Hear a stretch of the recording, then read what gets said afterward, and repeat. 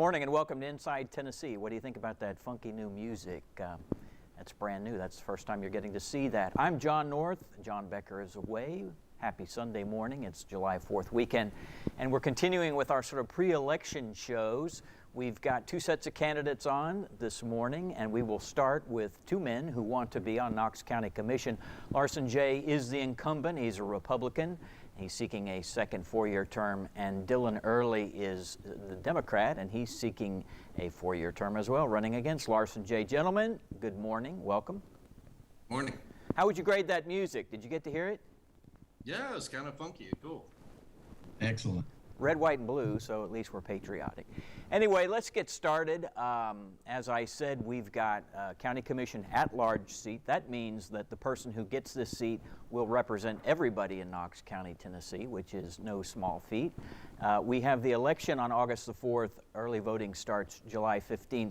Larsen J., you're the incumbent Republican. Tell us why you want another term, please, sir. I'm running for re-election to county commission because I believe leadership is important and it's never passive. I learned early on that service is important, and being involved with the community is really a difference maker in pretty much every part of our lives. I ran for county commission the first time to be able to bring my expertise in business, experience in the community, and really a civic engagement vision to Knox County Commission. I've served diligently in that role for 3.5 years, worked really hard to bring common sense leadership to the table with a practical approach that actually accomplishes things and makes this community better. And so I'm running for re-election to continue that work, to continue to serve the nearly 487,000 people across Knox County in all different types of life, and to continue sort of passionate but rational, thoughtful leadership for everyone across Knox County. Thank you, sir. I appreciated your careful choice of words. All right, Dylan Earley, let's hear from you. What's your interest in this position? Thank you. Yeah, and thank you for letting me be here today. I'm running because I'm tired, actually, of the lack of leadership on the county commission. I'm tired of everyone flaunting their resumes and padding their political stats, and I'm ready for some real community leadership, some real community representation on the county commission, because at this point I don't see that. I've been to every county commission meeting since January, and all I see is the public shut out. I'm running because we're on a crash course for a development crisis. I'm running because we're on a crash course for a housing crisis. I'm running because we have a lackluster infrastructure budget, because our officers are paid poverty wages, and because our education system is failing because it's not funded well enough. I'm running because we need real leadership in Knox County. We need real people on the commission that will stand up for real issues. Thank you, sir. Appreciate that. Some strong words there, some kind of pointed words. So let's press a little bit further. Let's talk a little bit about leadership. If you've been at county commission since January, then you know how it works. It is not all one unified group. There are some diverse voices on there. Some would say that Larsen J. has been one of those kind of more trying to be, he used the word common sense. I would say maybe try not to be so severe on one side or the other. But you don't think much of his leadership either, it sounds like. No, at this point, I think it is just go along to get along. I think it's let's not try to be divisive for the sake of moving up the political ladder. And that's not acceptable to me. At this point, you need to be a vocal advocate for the real issues, not a vocal advocate for the things that pad your political stats or help you, further your political ambitions. It's an issue to me that I've never heard Larsen speak out against any budgets that have low officer wages or poor funding for KCS, but the only budget he's willing to speak out against is the city budget. The city budget that provided massive raises for KPD officers, Knoxville Fire Department, and city workers. Now, that's a problem to me. If the only budget you're willing to speak out against is, one, not a county budget, and two, a budget that provides wages to essential services, I have to wonder where your priorities are, and I have to question your leadership. So, Larsen, respond to that, and I'm curious to what you have to say about the budget, and I seem to recall there have been some times you have spoken up for more spending, but you clarify it, please, sir. Yeah, look, it's really easy when you are the challenger to throw out a lot of things that don't really apply to everyday problems or issues or challenges we face on county commission.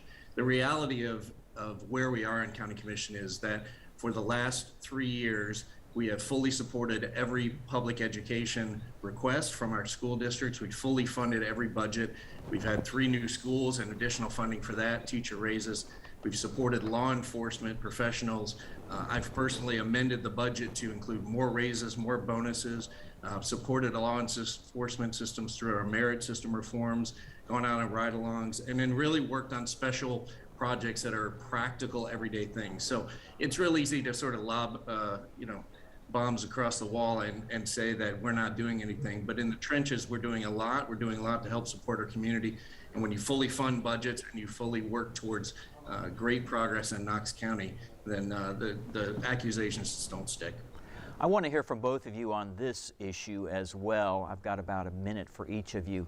And that's the question of development and growth, and are we letting sort of developers kind of run the show or have their way more than listening to the voices of the people who maybe are more concerned about development, especially in what areas of growth we've got left. So I'd like to hear from both of you. Larsen, let me start with you. You've been on county commission. There are some people who say, we need to hold developers more accountable and we should be putting the reins more on development in Knox County, and I'd like to hear your observations.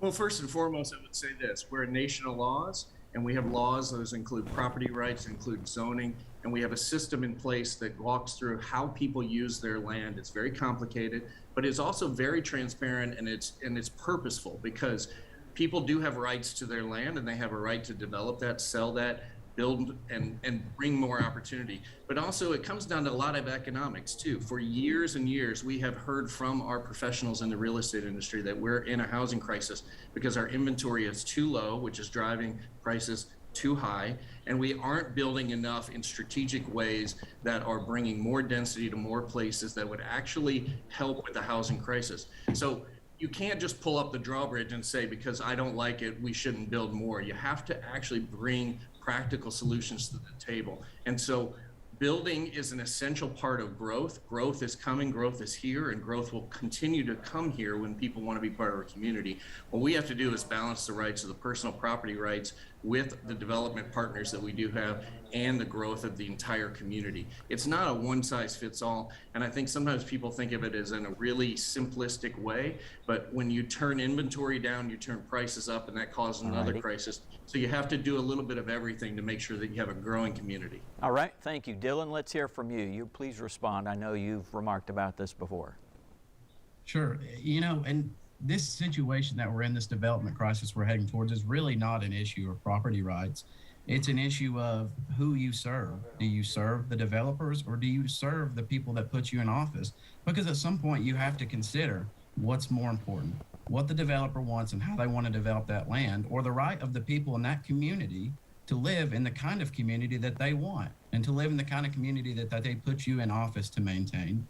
At this point, we are serving developers. I've been to, like I said, every county commission meeting since January. I've been with people from Hardin Valley, Karnes, South Knox, Gibbs, the list goes on and on. Huge groups of people that have implored Larsen specifically and the commission to vote no on developments that they know are irresponsible, developments that they know will overwhelm the local infrastructure. And how many of these has he voted against? Zero. I can't recall one single development that Larsen has voted against. Not one. I can't recall any since January, even when hundreds have showed up to the city-county building to tell him, this is bad for our community. We're not anti-growth. We just know the schools, the roads, the utilities can't handle this. So it's not a matter of property rights at this point. It's a matter of knowing what's best for the rural communities in Knox County. And it's clear that we either right now don't care what's best for the rural communities in Knox County, or we only care about the profit margins of the developers in Knox County. All right. Gentlemen, we appreciate you responding to that question. We're going to take a break right now. Good chance for you to get another cup of coffee. You're watching Inside Tennessee, and we'll be back.